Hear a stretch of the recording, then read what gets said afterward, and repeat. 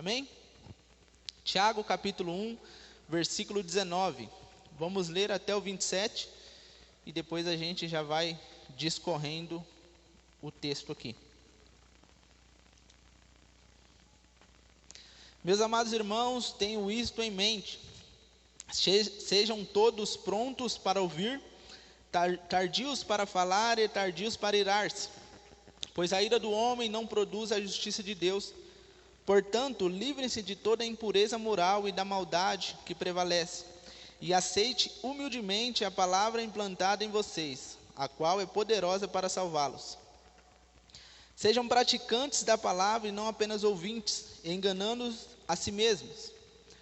Aquele que ouve a palavra, mas não a põe em prática, é semelhante a um homem que olha a sua face no espelho, e depois de olhar a si mesmo sai e logo esquece a sua aparência. Mas o homem que observa atentamente a lei perfeita que traz a liberdade, e persevera na prática dessa lei, não esquecendo o que ouviu, mas praticando, o praticando será feliz naquilo que fizer. Se alguém se considera religioso, mas não refreia a sua língua, engana-se a si mesmo. Sua religião não tem valor algum. A religião que Deus, o nosso Pai, aceita como pura e imaculada é esta: cuidar dos órfãos e das viúvas em suas dificuldades e não se deixar corromper pelo mundo. Amém? Irmãos, hoje o ensino é sobre praticar a palavra. Comentei com o pastor que essa passagem de Tiago, o livro de Tiago em si, é um livro muito interessante que particularmente eu gosto muito. Tiago ele vai nos levar a esse entendimento de uma vida prática com a palavra do Senhor. Antigamente, quando estava ali formando a Bíblia, estavam montando os livros, havia uma discussão se a carta de Tiago seria colocada na Bíblia, pelo fato de que a carta de Tiago ela fala da fé acompanhada das obras, né? E aí havia uma contradição acerca daquilo que Paulo fala que a salvação vem pela fé. Então havia uma certa discussão sobre aceitar ou não este livro como bíblico. João Calvino ele vem e ele fala: olha, nem todo mundo vai concordar com todos os argumentos, né? Nem todo mundo vai concordar com o que eu vou falar, com o que eu vou ensinar. Mas uma coisa é certa: se você quer saber como ser salvo, você lê a carta de Paulo. Agora, se você quer saber como um cristão salvo deve viver, aí você lê a carta de Tiago. Nós vemos que Tiago ele só tem 5 capítulos, mas esses 5 capítulos, como nós gostamos de falar, nós apanhamos bastante, né? É um livro bem completo, e nós vemos que Tiago ele não está preocupado com a teologia do assunto, ele está preocupado com a vida pessoal, com a vida que nós devemos viver no nosso dia a dia. O versículo começa dizendo, no 19, fala: meus amados irmãos, tenha isto em mente. Então, na primeira coisa que nós precisamos entender para começar a caminhada com o Senhor é que a nossa mente precisa estar alinhada com aquilo que nós nos tornamos ou com aquilo que é o nosso governo. Nós já não somos guiados mais pelo que eu acho que é certo ou pelo que eu tenho um entendimento que é certo. Eu não sou guiado mais pelo meu senso de justiça, né? Eu não sou guiado mais pelo que eu acho que é certo. Não, agora eu tenho um governo. Eu tenho alguém que é o meu Senhor, alguém que governa a minha vida. Então, se eu tenho um governante, alguém que governa a minha vida, automaticamente já não faço mais o que eu quero. Tem um caminho a ser seguido. Então, a primeira coisa que a gente tem que ter na nossa mente, nós vemos que a palavra de Deus, ela mostra que todo padrão de pensamento vai gerar um comportamento. Então, se eu pensar e viver de modo em agradar ao meu Senhor, isso vai gerar um comportamento. Nós vemos que em Apocalipse vai falar sobre a besta, né? Sobre aquilo que o anticristo vai fazer, sobre o chip e tal. E nós vemos que a Bíblia vai falar que o chip ou vai na testa ou vai na mão. Por quê? Porque se vir na testa, vai vir no meu pensamento e vai governar os meus atos. Então, consequentemente, eu vou virar as costas para o meu Senhor. Então, isso que nós precisamos entender, já ter uma mente transformada. Em Mateus 4,17, se puder colocar para a gente, Juliano, por favor. A gente já vê que é necessário uma mudança de mente, é necessário uma metanoia, é necessário uma mudança de direção. Desde então, começou Jesus a pregar e a dizer: arrependei-vos, porque está próximo o reino dos céus. Bom, naquela época, os soldados romanos, eles usavam a linguagem metanoia para você mudar de direção. Ou seja, o soldado ele estava indo em uma direção e o capitão da guarda falava metanoia, e ele virava totalmente e ia para outra direção. Então, quando Jesus ele está falando ali, arrependei-vos porque é chegado o reino dos céus, então para de viver a sua vida e vem viver aquilo que é para o reino do céu, a forma de vida que vai para o reino dos céus. Então isso deve estar enraizado na nossa mente para que isso gere um comportamento em mim, para que eu possa viver dessa maneira, para que eu não venha viver desordenado ou achando que eu não tenho um governante, ou, bom, já que a palavra de Deus fala que eu sou livre, então eu vou viver de qualquer forma. Não, eu sou livre do domínio do pecado, mas eu tenho um Senhor, e a própria Bíblia vai falar que o Espírito Santo ele tem ciúmes de nós. Então nós precisamos viver nessa direção do Espírito Santo, tendo isso em mente. Então a primeira coisa que eu preciso ter na minha mente é que eu tenho um governante agora, eu tenho um Senhor que governa a minha vida. O versículo continua dizendo: pronto para ouvir, tardio para falar e irar-se, pois a ira do homem não produz a justiça de Deus. O pronto para ouvir é uma posição. Imagina você está lá na sua casa, Everson, esperando as suas meninas, né, suas mulheres se arrumar, e depois de 3 horas que você está ali esperando elas terminar de se arrumar, elas falam: olha, a gente está pronto, estamos prontos agora. A partir daquele momento, o que você faz? Você se levanta e sai com elas para o destino onde você vai, certo? Então, quando eu falo que eu estou pronto a ouvir, quando a Bíblia fala que estejam prontos a ouvir, é você se posicionar. É você falar: eu vou ouvir a minha esposa, ou eu vou ouvir a palavra do Senhor, ou eu vou ouvir o que tal pessoa vai falar. Não só ouvir, maquinando a resposta. Eu e minha esposa teve já muitas dessas experiências, principalmente no começo, quando a gente queria, naquele começo do casamento, primeiro você entra achando que você está numa guerra, né? Não, ela não vai ter razão não, eu que vou mandar aqui. E aí a gente tem muito desse conflito. Às vezes ela estava reclamando de algo e eu não estava ouvindo o que ela estava falando. Eu já estava pronto a dar a minha resposta, não estava pronto a escutar de fato. E por muitas vezes o Senhor nos permitiu essas experiências quando eu parei para ouvir a queixa dela, aquilo que ela estava falando. E quando eu terminei de ouvir, eu enxerguei e falei: poxa, estou errado mesmo, né? Errei mesmo, dessa vez eu errei. Então, é interessante a gente ser pronto para ouvir. Porque muitas das vezes, quando a gente se coloca pronto para falar, a gente não vai entender a necessidade ou aquilo que a pessoa está falando. Se você aí no banco não estiver pronto para ouvir o que eu estou falando, o que a Bíblia está falando, nós não vamos agir de maneira que a Bíblia está falando. Os irmãos estão entendendo? Amém? Então é necessário uma decisão. Eu preciso decidir a ouvir as pessoas ao meu redor, em qualquer tipo de relacionamento e principalmente com o meu Senhor. Eu preciso me posicionar em ouvir o meu Senhor. Às vezes aí a Bíblia continua dizendo: tardio para falar. Esse tardio para falar é a consequência disso. Às vezes é esse raciocínio lento, né? Esse processar. Sabe quando você clica em algo e aparece lá, você está mexendo no computador, no celular, e aparece lá, processando. E aí você fica ali, aí você já começa a clicar, né? Esse negócio travou. Então é isso, é esse processar, é esse raciocínio lento. Eu preciso ouvir o que o nosso presbítero Everton está falando, analisar. Aí sim eu vou chegar para ele e falar: oh não, entendi o que você está falando. Entendi a sua ideia, eu entendi aquilo que você está expondo. Então eu preciso ser tardio, ter esse raciocínio lento, para que eu não venha atropelar aquilo que o irmão está falando, sem compreender o que de fato ele está querendo me dizer. Isso acontece e a gente vê quantas vezes nós já ouvimos, numa briga com um casal, naquela discussão, que fala: mas não é sobre isso que eu estou falando. A gente já ouviu isso? Não? Mas não é disso que eu estou falando, não é isso que eu quis dizer.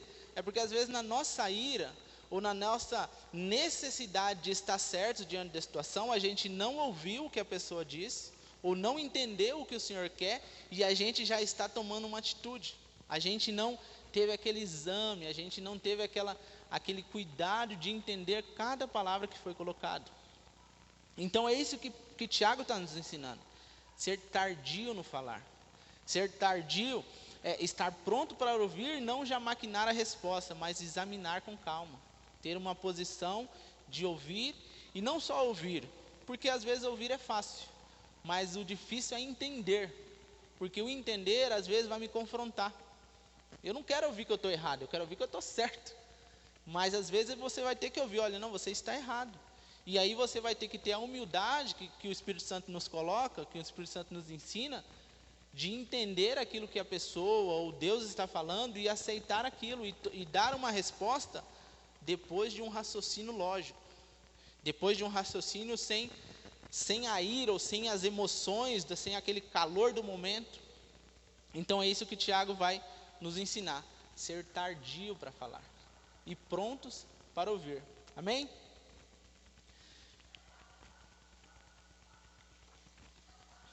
Outra coisa que o versículo continua dizendo: pois a ira do homem não produz a justiça de Deus. Quantas vezes nós agimos por impulsão ou movidos pelo sentimento de ira e nós não vimos o agir de Deus? Eu já convivi, já vi muitas situações como essa, onde a pessoa estava certa, e também já aconteceu comigo, onde eu estava certo diante de uma situação, e naquele ímpeto de mostrar que eu estava certo, eu perdi a minha razão. Já aconteceu isso com os irmãos? De você estar certo numa situação, de você estar correto numa situação, mas a sua ira, você agiu com suas próprias mãos e você perdeu a sua razão, e não só perdeu a sua razão, mas você também não deixou que o Senhor agisse em seu favor. Então, o que é essa justiça de Deus? Essa justiça de Deus é aquilo que vai ao contrário da nossa justiça. Lembrando que nós temos um Senhor, e esse Senhor vai agir de acordo com a justiça dele. Se eu for agir diante de uma situação onde eu fui prejudicado, eu vou agir de acordo com a minha justiça. Por quê?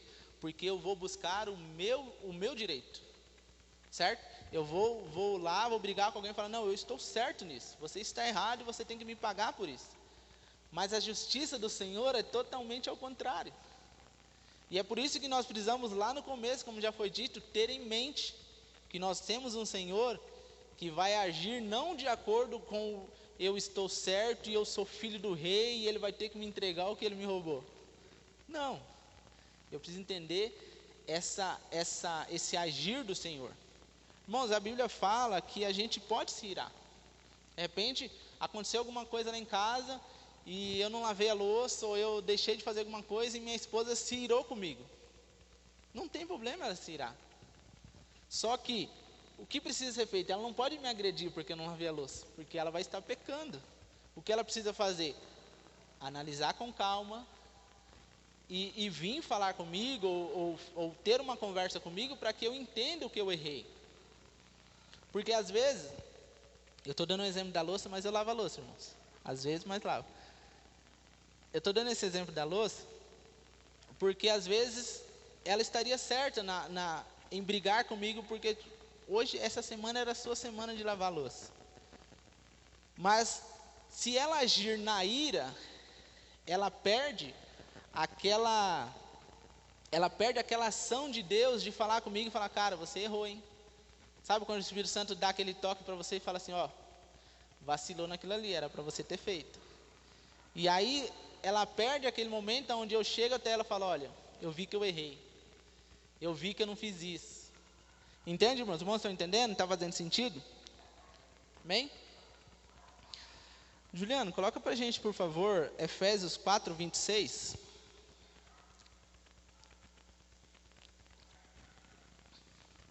Efésios 4, 26 e o 27.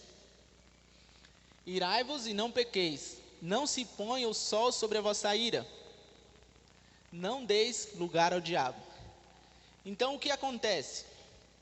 Quando eu me iro e ajo com sabedoria, deixando que o Espírito Santo conduza toda aquela situação, eu não dou lugar ao diabo. Então, às vezes, nós podemos ser crentes no Senhor, fervorosos, cheios da unção do Senhor, mas às vezes no tratar, no relacionamento com o meu próximo, eu estou agindo com ira. E toda vez que eu tenho essa atitude de ira com o meu próximo, eu estou dando lugar ao diabo. Então, é uma situação bem delicada, mas que é uma verdade, irmãos. O inimigo ele não precisa que você vá lá e dê uma brecha muito grande. Ele precisa só de uma brechinha. Das pequenas raposinhas que Eclesiastes vai dizer, né? Eclesiastes? É, né? Cânticos. Acho que é Eclesiastes. Bom, Cantares, né? Cantares. Vai falar das pequenas raposinhas. Sabe por que as pequenas raposinhas? Não estava aqui, mas eu lembrei agora. As grandes raposas, ela entra na vinha e ela pega todo o cacho da uva. É um prejuízo, certo? É um prejuízo. As pequenas raposinhas, elas não conseguem pegar todo o cacho da uva. E o que ela faz? Ela derruba todo o pé. Então, é pior a gente deixar as pequenas raposas do que as grandes. Não que a gente deve deixar as grandes. Mas, irmãos, estão entendendo o exemplo? As pequenas raposas, ela vem e ela cava por debaixo do pé de uva, da vinha ali, e derruba aquele pé. Ou seja, além de você perder o fruto, você perde também o pé. Então, isso que acontece, quando a gente começa a dar essas brechas e deixar que o inimigo vai entrando, ele não tem pressa não, irmão, ele vai entrando devagarzinho.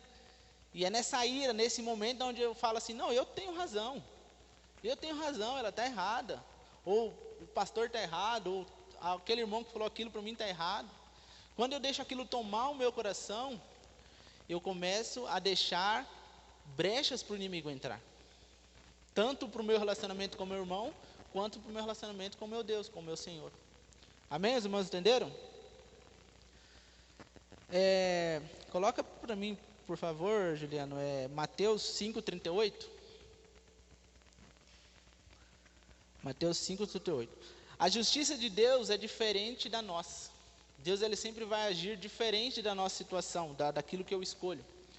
Ouviste o que foi dito, olho por olho e dente por dente. É até o 48, tá? Eu, porém, vos digo que não resistais ao mal. Mas se qualquer te bater na face direita, ofereça-lhe também a outra. Imagina, irmãos, alguém te deu um tapa no rosto e você, ao invés de dar também outra, você tem que falar, não, agora bateu aqui, agora bate desse lado aqui. Imagina, essa é a justiça do nosso Senhor. Lógico que também a gente pode, o que é dar a face direita? Não é que você vai chegar lá, numa discussão, numa briga, alguém te deu um tapa e você vai falar, irmão, bate no outro. Sabe o que é dar a outra face? É sair correndo. Não buscar o seu direito.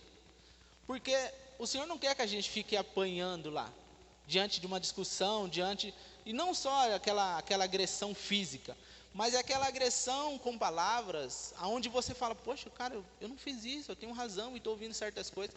O que é esse dar a outra face? É eu não buscar o meu próprio direito. É eu entender que o meu Senhor não vai se agradar daquela atitude. José, diante da mulher de Potifar, ele tinha toda a razão de falar, rei, eu não fiz isso, essa mulher é doida, ou algo desse tipo. Mas ele não, simplesmente ficou o quê? Em silêncio. Para que o Senhor, que está vendo toda a situação, é o que fala em Mateus 6, fala sobre orar. Mas fala assim, que o Senhor ele está vendo em secreto tudo o que acontece. Ele está vendo, e ele vai recompensar. Então nós vemos que a recompensa da obediência de José, de não buscar o seu próprio direito, o que aconteceu? Fez dele um governador, para cuidar da sua família futuramente. Então é isso que acontece.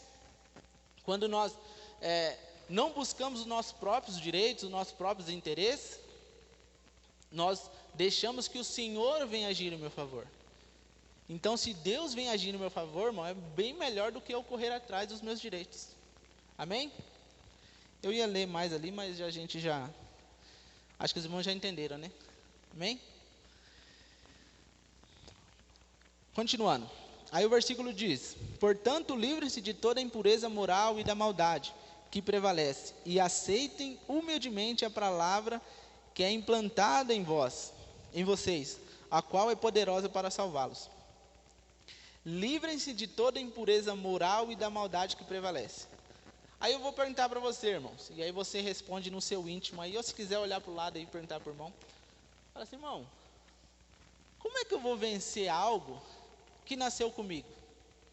Como é que eu vou vencer algo que está comigo desde o momento onde eu nem sabia falar e nem tinha entendimento para isso? Como que eu posso vencer isso? Aí a palavra vai nos responder: um novo nascimento. Se eu nasci da carne e vivo para os desejos da carne, eu cometo pecado até quando eu não quero, agora eu preciso de um novo nascimento. Aí a gente vê aquela conversa de Nicodemos com Jesus, está em João 3:3. João 3:3. Olha para mim, por favor. Jesus conversando com Nicodemos, um homem que era extremamente entendido da lei, e Jesus está mostrando para ele: olha, é necessário que você tenha um novo nascimento. Ninguém subiu ao céu, senão o que desceu do céu, o Filho do Homem que está no céu. 3:3, irmão. Acho que eu falei errado, né? 3:3. Jesus respondeu e disse-lhe: na verdade te digo, que aquele que não nascer de novo não pode ver o reino de Deus. O 4. Disse-lhe Nicodemos: como pode um homem nascer já sendo velho? Pode porventura tornar a entrar no ventre de sua mãe e nascer? Jesus respondeu: na verdade te digo, que aquele que não nascer da água e do Espírito não pode entrar no reino dos céus, no reino de Deus. O que é nascido da carne é carne, o que é nascido do Espírito é Espírito. Não te maravilheis de ter dito: necessário vos é nascer de novo. O vento assopra onde quer e ouves a sua voz, mas não sabes de onde vem nem para onde vai. Assim é todo aquele que é nascido do Espírito. Então, como é que eu posso vencer aquilo que está enraizado dentro de mim? Tendo um novo nascimento. É eu começar a viver essa vida pelo Espírito, aquilo que a gente já falou. Nós temos um governo agora. E esse governo, ele vai sempre pender para o lado do Espírito. Ele não vai fazer a vontade da carne. Então nós precisamos ter esse novo nascimento. E consequentemente, após esse novo nascimento, o que a gente faz? A gente investe nesse relacionamento com o Senhor. A gente gasta tempo com um relacionamento com o Senhor. Indo na contramão, é aquela metanoia que a gente falou. Eu começo a ir na contramão do mundo, eu começo a ir de encontro ao meu Senhor. Tiago 4:8 vai falar um pouco sobre isso. Tiago 4:8. Ele vai falar sobre esse relacionamento com o Senhor. Chegai-vos a Deus e Ele se chegará a vós. O que é interessante, chegai-vos a Deus. Vamos supor que Deus é aquela caixa de som e eu preciso chegar até Ele. Não é que Deus se afastou de mim. Deus está sempre no mesmo lugar. Sou eu que, diante das minhas falhas, dos meus pecados, o que a palavra de Deus fala é: o que fazem separação entre vocês e Deus é o quê? Pecado, certo?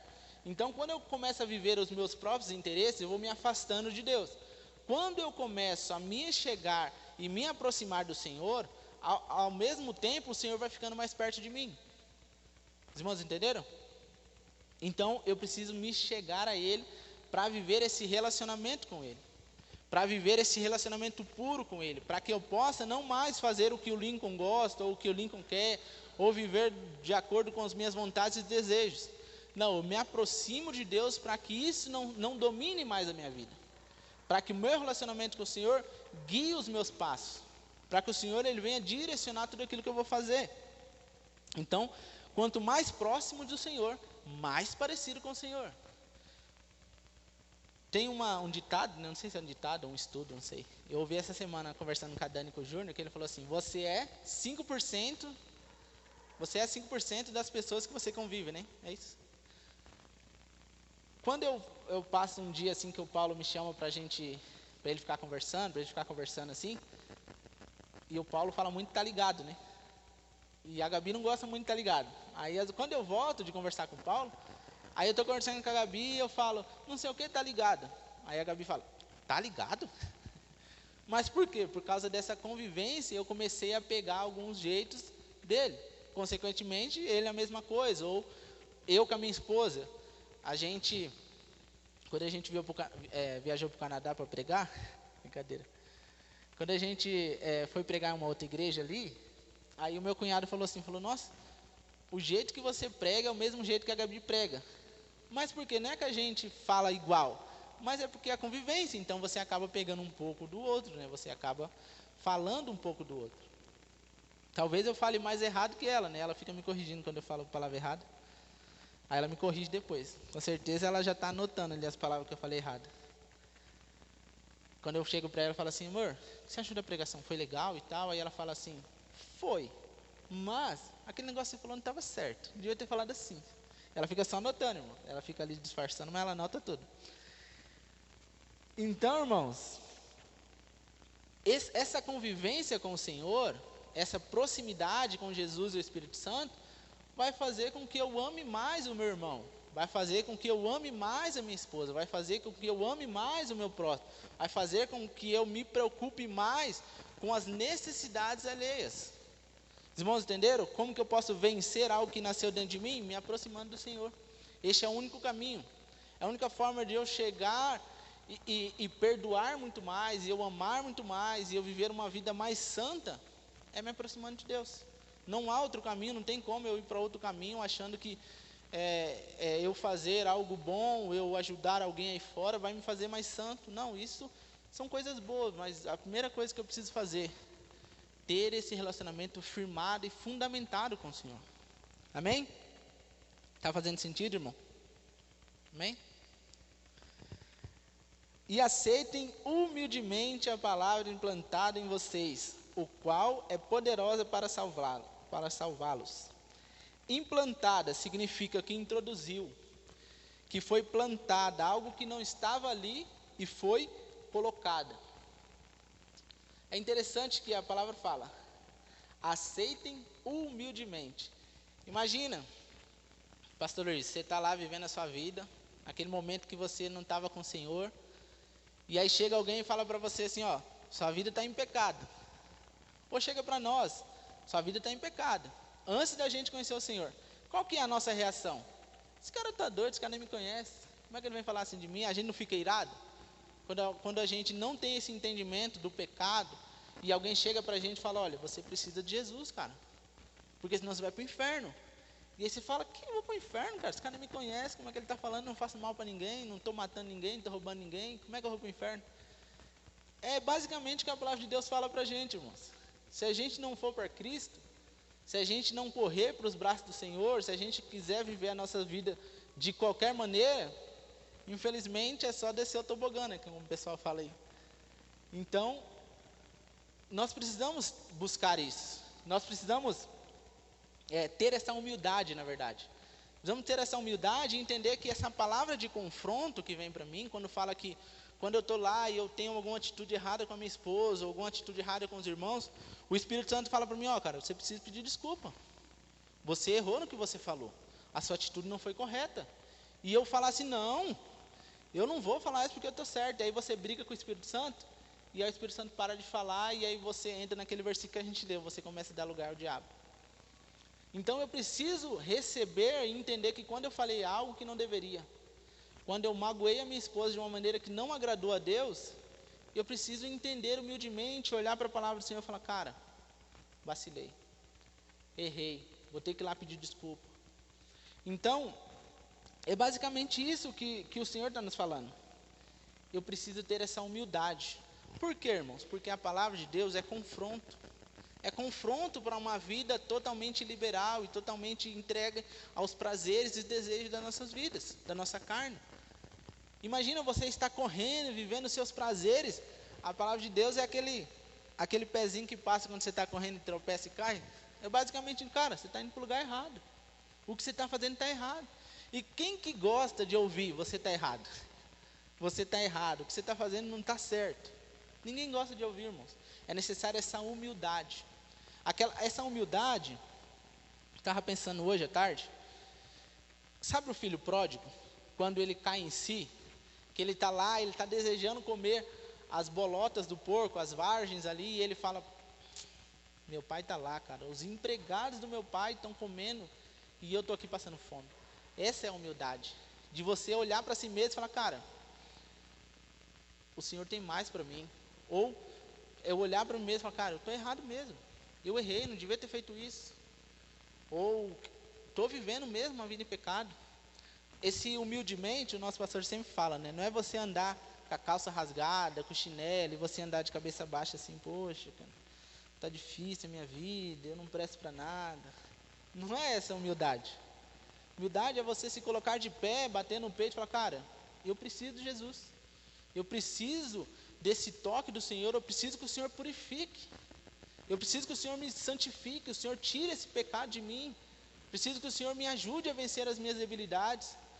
É quando Isaías tem uma revelação do Senhor e ele não começa a falar, cara, eu sou bom e eu estou aqui, eu estou tendo essa visão do Senhor. Ele fala, cara, ai de mim, que sou um homem de lábios impuros e habito no meio de um povo de impuros lábios. É esse reconhecimento, esse reconhecer que eu preciso de Jesus. Eu preciso de Jesus, eu não posso achar que eu sou bom só porque eu tenho uma vida financeira legal, ou porque eu estou há tanto tempo na igreja. Irmãos, o pecado ele está todos os dias batendo na nossa porta. E se nós deixamos de reconhecer e de ter essa humildade, de que depois de 10 anos a palavra ainda vai continuar falando para você, cara, você ainda está em pecado. Não que a gente está cometendo um pecado grotesco, mas é para que a gente entenda que por mais que eu faça para o Senhor, eu ainda estou habitando num corpo pecaminoso, num corpo onde tem uma raiz de pecado ainda. Por mais santo que eu seja, por mais santificado que eu seja, até a volta de Cristo eu ainda vou estar lutando contra o pecado. Então imagine, irmãos, eu acredito que, com respeito a gente fala, nosso pastor hoje, depois de tantos anos como pastor, ainda ele fala, Jesus, eu preciso mais do Senhor. Não é só a posição, mas é a questão que nós precisamos ter essa humildade e reconhecer, cara, eu tenho pecado ainda, eu preciso vencer isso. Os irmãos entenderam? Amém? Estou falando mal do pastor não, tá, irmão? Meu pastor, você não brigar comigo depois aí. Bom, aí a gente vai para a parte que é poderosa para salvar. E a gente tem ouvido esses dias aqui, eu não vou nem me deter muito nesse ponto, porque a gente tem ouvido muito aqui esses dias sobre a salvação. Ouvimos no domingo, ouvimos no sábado, sobre a salvação. A gente sabe que a palavra de Deus é poderosa para nos salvar, irmãos. Só que para a gente viver isso, a gente precisa praticar tudo isso que a gente está falando desde o começo do culto. Amém? Irmãos, estão felizes com Cristo? E aí o versículo continua dizendo, e esse, irmãos, eu falei para minha esposa, falei para o pastor também, é um dos versículos que mais queima no meu coração e que eu gosto. É um versículo que eu gosto muito, que fala: sejam praticantes da palavra e não apenas ouvintes, enganando a vocês mesmos. Isso é muito forte, irmãos, porque eu não quero viver uma vida enganada. Eu preciso praticar essa palavra. Aquele que ouve a palavra, mas não a põe em prática, é semelhante a um homem que olha a sua face no espelho e depois de olhar para si mesmo, sai e logo esquece a sua aparência. Mas o homem que observa atentamente a lei perfeita que traz a liberdade e persevera na prática dessa lei, não esquecendo o que ouviu, mas praticando, será feliz naquilo que fizer. Essa palavra é muito, muito boa, irmãos. Até minha Bíblia está escrita aqui, ó. Leia a palavra e pratique. Eu gosto demais dessa palavra. Sejam praticantes e não apenas ouvintes. Imagina você, irmãos, todo mundo aqui conhece futebol, se não assiste já ouviu falar de futebol. Imagina lá um jogador hoje aí que é acima da média, um jogador que é considerado um craque. O quanto que ele não tem que renunciar. Você vê as histórias assim, esses dias mesmo eu vi uma entrevista que o cara falou assim, a vida do jogador, ele tem os luxos, né? Ele tem o dinheiro, que a gente fala, pô, o cara ganha muito. Mas ao mesmo tempo ele tem muita renúncia. Porque hoje, vamos supor que hoje tem um aniversário de algum parente nosso. O que a gente faz? A gente já trabalhou durante o dia, à noite a gente vai para esse aniversário. Já um jogador de futebol, a vida dele, tirando o fim de ano, o tempo que ele está de férias, não é que nem a nossa vida no nosso trabalho normal aqui, que a gente trabalha segunda a sexta, fim de semana tem casa, ou que é um trabalho. Não, a vida do cara durante a temporada, a corrida, treinos e jogos, e viagens. Treinos, jogos e viagens. Então o cara não tem muita essa vida que a gente tem com nossos familiares. E você vê que muitos reclamam disso, né? Poxa, renunciei tanto à minha família e tal. E é uma vida de renúncia para que ele tenha muitos luxos.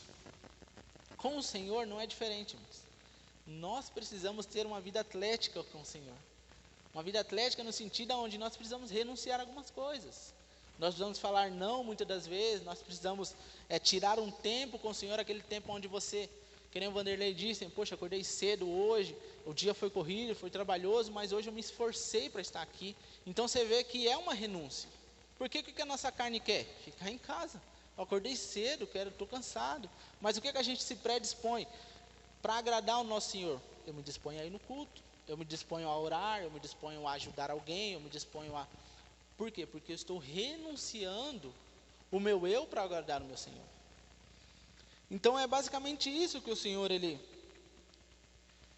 pede para a gente, ou Ele nos ensina. Nós precisamos nos renunciar muitas das vezes. Muitas das vezes nós vamos ter que falar aquela palavra, não, cara, eu não vou dormir até tarde hoje, porque eu quero tirar um tempo com o meu Senhor. Ou não vou dormir mais cedo hoje, porque eu quero ter um tempo aqui onde está todo mundo descansando, eu vou ter um tempo com o meu Senhor. Vou levantar pela madrugada, vou fazer uma visita, sei lá. Vai do seu relacionamento com o Senhor. Hebreus 12, 14, ele fala basicamente o que a gente precisa fazer. Hebreus 12, 14, por favor, Juliano. Segui a paz com todos e a santificação, sem a qual ninguém verá o Senhor. Então é uma vida caminhando para essa santidade. É uma vida, a qual a gente falou de Tiago 4,8, se aproximando constante do Senhor. E como é que eu vivo uma vida em santificação?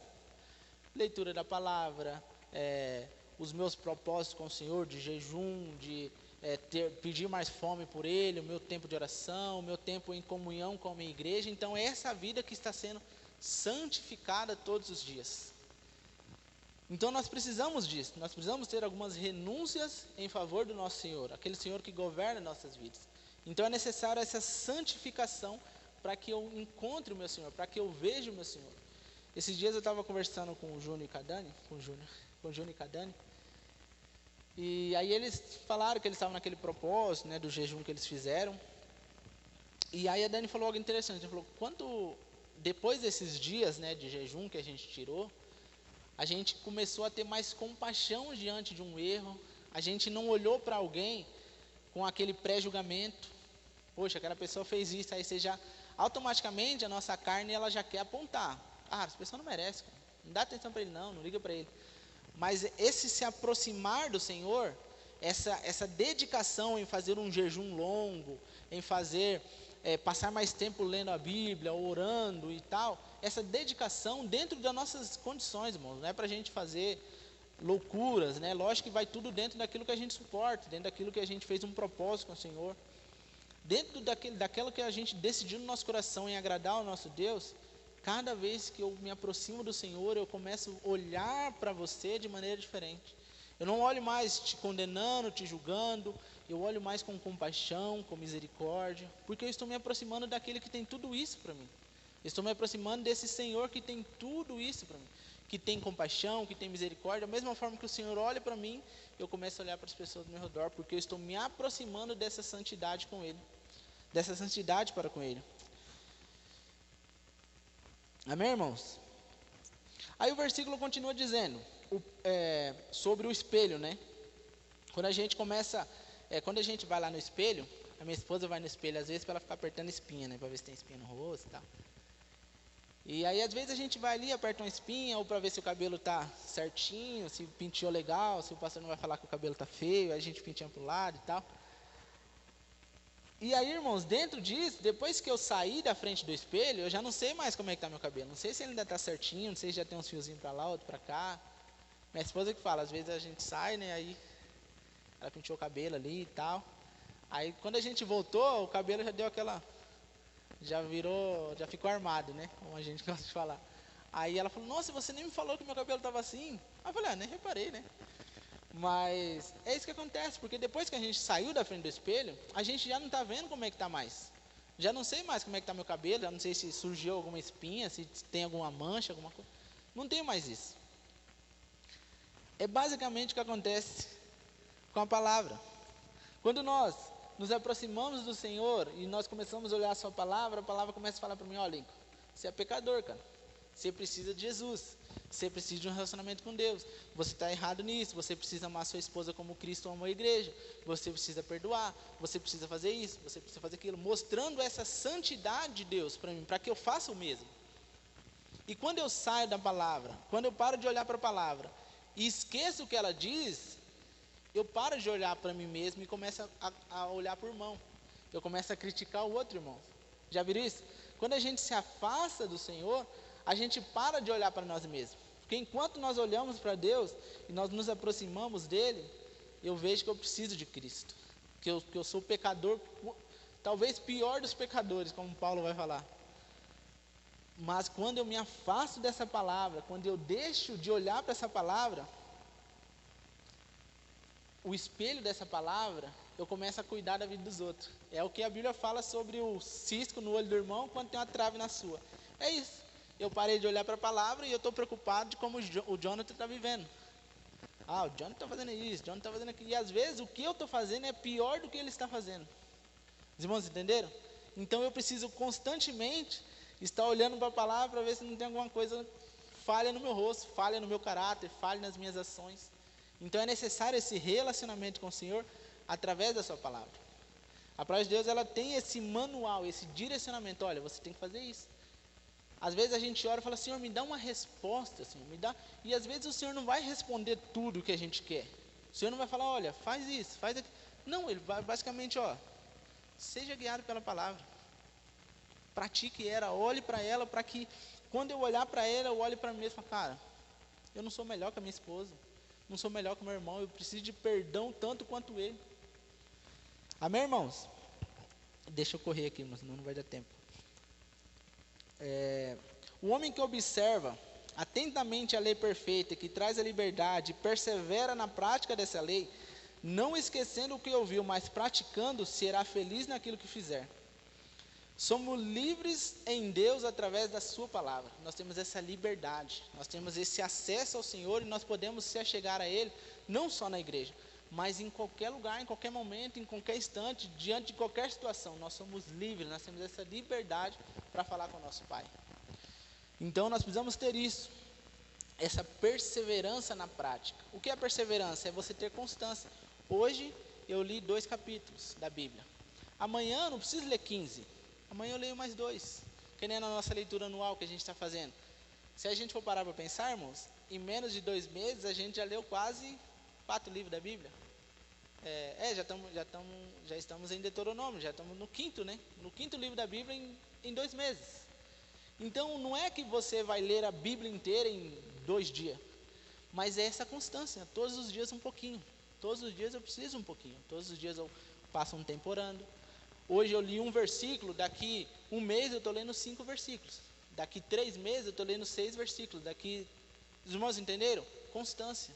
Não é que nem a Fabiola Mello fala, você não precisa de incentivo, você precisa de disciplina. Então a gente precisa de disciplina. E a disciplina não começa, se eu for para a academia lá hoje, eu não vou chegar lá levantando 110 quilos. Não, eu vou chegar lá e o cara vai me dar. Quando eu fazia academia, no primeiro dia o cara colocou 3 quilos de um lado, 3 quilos do outro. Aí eu fiquei lá 1 hora levantando 6 quilos. 1 hora. Depois de 6 meses, acho que eu fiz uns 6 meses só. Depois de algum tempo, eu estava levantando 20, 40, 200. Brincadeira, não cheguei a 200 não. Mas irmãos, entende que é todo dia um pouquinho, não precisa de muito. O Senhor não quer que a gente... Nossa, o Jonathan leu a Bíblia hoje em um dia. Legal, o Senhor vai gostar. Mas se eu ler o Senhor vai gostar tanto quanto ele leu a Bíblia inteira. Tem pessoas que lê a Bíblia em 1 mês. Legal. Tem pessoas que lê a Bíblia em 3 meses. Eu já tentei, não consegui. E a gente está lendo em 1 ano. E a gente vai lendo. O importante é que lá no último dia, a gente fala, cara, esse ano eu li a Bíblia inteira. Consegui. Então não é porque a gente fez muito, mas é porque de pouco em pouco. Já viu aquele ditado, como é que é aquele ditado que fala? De grão em grão a galinha enche o papo? Então é basicamente isso, irmão. De grão em grão, sem pressa. O Senhor, Ele entende o nosso esforço e Ele contempla isso. Então, não podemos nos pressionar, mas o que nós devemos fazer é ter constância no nosso relacionamento com o Senhor. Deixa eu correr, irmãos. Para que a gente não esqueça o que a gente está ouvindo, quando você vai no mercado, a minha esposa fala assim, ó, traz a margarina e ovos. Aí eu vou lá e trago só os ovos, esqueci da margarina. Porque você não anotou. Já aconteceu isso com vocês, irmão? A sua esposa mandou você pegar uma coisa e você esqueceu a outra. Para não esquecer, o que eu faço? Eu falo, me manda a mensagem aí escrita. E às vezes eu esqueço de abrir a mensagem. Mas beleza. Então, é basicamente isso, irmãos. É a gente ter essa constância de anotar. Poxa, essa palavra foi legal, vou grifar isso aqui. A minha esposa fala que para ela tem facilidade de gravar quando ela risca em cima. Tipo assim, está escrito aqui, ela vai lá e risca, então aquilo já ficou. Não, risca não, ela escreve. Então ela ouviu a palavra hoje e ela escreve um trecho do que ela entendeu. Aí aquilo fica gravado no coração dela.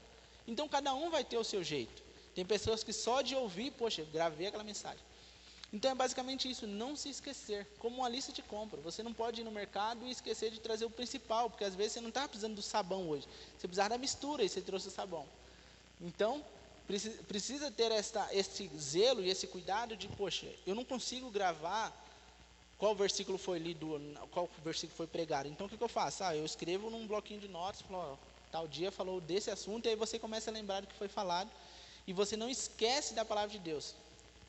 Você não esquece que você precisa melhorar, que a gente precisa melhorar. Amém, irmãos? Quando a gente esquece o que ouvimos sobre nós e sobre Deus, com facilidade a gente desanima. Já viu quando você está essa semana mesmo eu acordei meio, não que você acordou desanimado, eu acordei desanimado, mas sabe quando você acorda meio jururu? Você acorda meio, será que Deus me ama ainda mesmo? Sabe quando você acorda meio assim? E aí eu acordei meio assim, aí eu já coloquei um louvor, eu comecei a cantar, aí daqui a pouco eu já estava lá chorando, e pronto, melhorou, passou, já senti amado por Deus de novo. Então é isso, irmãos, é essa constância, é esse buscar no Senhor todos os dias, para que a gente não desista e não desanime. O versículo termina dizendo, será feliz naquilo que fizer. Se a gente pratica e põe em prática essa palavra de Deus, nós seremos felizes naquilo que fizermos. Quem é que não busca a felicidade hoje? O que nós vemos aí fora, nas postagens, é a pessoa buscando a felicidade. Se te faz feliz, vai em frente. Você quer ter um carro assim, você vai ser feliz. E outra coisa, você vai ser feliz. Mas o que a palavra de Deus fala? Quer ser feliz, Jonathan? Pratique a palavra. Quer ter um casamento feliz? Pratique a palavra. Quer ter um relacionamento feliz? Quer ter um emprego feliz? Pratique a palavra. É isso que Deus está falando. Quem não quer ser feliz, irmãos? Nossa visão é praticar a palavra. Amém? E aí, eu já estou terminando. Se alguém considera ser religioso e não refreia a sua língua, engana-se a si mesmo e a sua religião não tem valor algum. Tiago 3, eu não vou ler porque é longo, mas fala sobre o domínio da língua. Irmãos, muito interessante isso, porque esses dias mesmo a gente ouviu uma história de uma pessoa que estava preocupada com a aparência da outra. Tipo assim, a irmã tinha, acho que pintado o cabelo, não sei. Pintou o cabelo e a outra irmã estava criticando ela. Como é que a irmã vai pintar o cabelo? Isso não é coisa de crente, não sei o quê, não sei o quê. Irmãos, vamos supor que seja pecado a irmã ter cuidado do cabelo dela lá, vamos supor. Imagina, aí coloca na balança, qual que foi mais pecado? Falar mal da vida dos outros? Ou pintar o cabelo? Ou cuidar do cabelo, não sei, da sua aparência? Entende que às vezes quando a gente não cuida do que eu estou falando, eu estou pecando igual? Então o pecado não é só eu fazer alguma coisa que não agrada ao meu Senhor, mas é eu começar a falar, porque a Bíblia fala, se nós queremos ser perfeitos, guarda a língua, para de falar. É basicamente aquilo, para de cuidar da vida dos outros, né? Então é basicamente isso, irmãos. A gente não pode querer julgar o meu próximo, porque se eu ficar julgando e condenando o meu próximo e falando da vida do outro, irmãos, eu estou pecando tanto igual, irmãos. O que eu preciso fazer como servo do Senhor? Aí a Bíblia fala, você quer ser religioso? Você quer praticar o evangelho? Você quer mostrar que você ama a Deus? Cuida do órfão e da viúva. O que é cuidar do órfão e da viúva? A gente não tem esse costume, né? Isso é cultura daquela época que o órfão e a viúva, eles não tinham de onde tirar os seus recursos. Hoje em dia a mulher já é mais independente, né? Ela já trabalha, mesmo quando não tem marido. Mas ainda assim precisa de um auxílio. O que é o órfão? Aquele que não tem pai. E quem que é a viúva? Aquele que não tem um noivo. E quem que é o noivo e quem que é o pai? Jesus e Deus. Então o que eu preciso fazer diante de uma situação onde eu estou vendo alguém com dificuldades ou vivendo em pecado? Eu mostro meu pai para eles.